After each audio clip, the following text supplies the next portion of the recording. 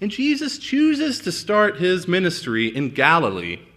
Though it was a thriving region in Palestine, it was still considered somewhat of a backwater place in a vast empire by the Romans. I mean, Galilee.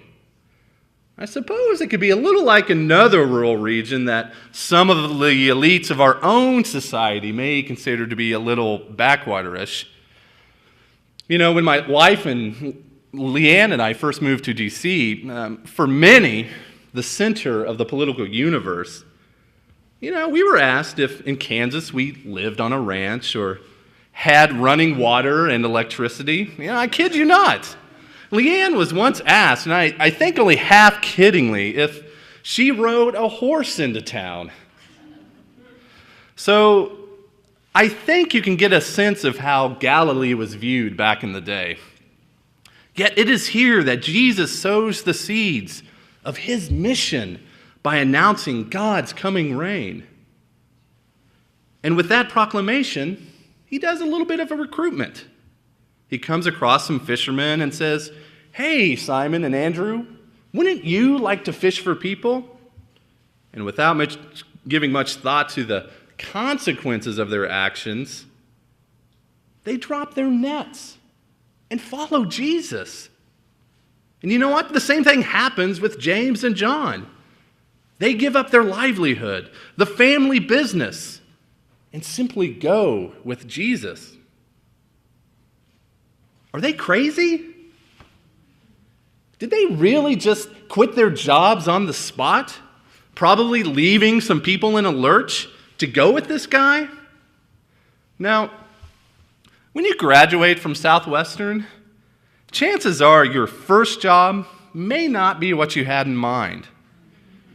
You may have those moments where you really don't want to show up to work. Or maybe now you don't always want to go to class. But we know better than to do that, right? So here in this text, we are astonished. What is going on? Well, brothers and sisters, the author of Mark has an urgent message for us. The kingdom of God is happening now, and the message must be proclaimed now, not tomorrow or next week or next year, but in this very moment. Just as Jesus called his disciples, he also calls us to act now. Are we ready and willing to respond to the call? Honestly, probably not. The early disciples weren't. Yes, they left their old lives behind to follow Jesus, but were they really prepared to fully embrace their mission? To fully recognize who Jesus truly was? Heck no. In Mark, the disciples are always messing things up. They're always a couple of steps behind. By the end of the book, when things get really tough, after Jesus is arrested and crucified, they've abandoned the one who called them. They've lost their hope and deserted God.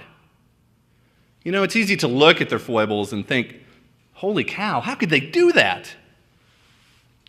But these are ordinary people like you and me with the same emotions and fears. If we want to be truly honest with ourselves, and I think that is one of Mark's intentions, we could easily put ourselves in the place of these disciples. Mark is inviting us to act now, to embody the good news and go with God, whether or not we have all the tools necessary to do so. Mark is proclaiming the kingdom of God is near, and we have a choice to either sit back and let it pass us by, or we can live into the kingdom, trusting God is with us, even when we make mistakes. This past Monday, we celebrated Reverend Martin Luther King Jr. Day. And on Tuesday, yesterday, we paused to consider that within a generation of King's death, we as a nation were able to elect our first African American president. Think about that.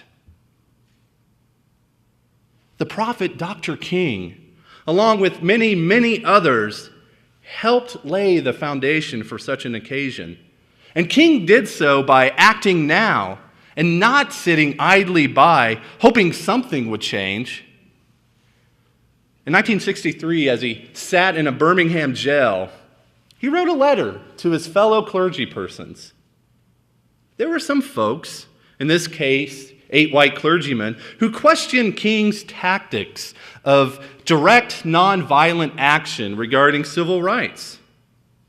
They argued that, yes, horrific social inequalities existed and segregation needed to end. But the right response is to sit and wait for the courts to resolve the issue, and that King's actions were unwise and untimely. In response, King wrote an open letter.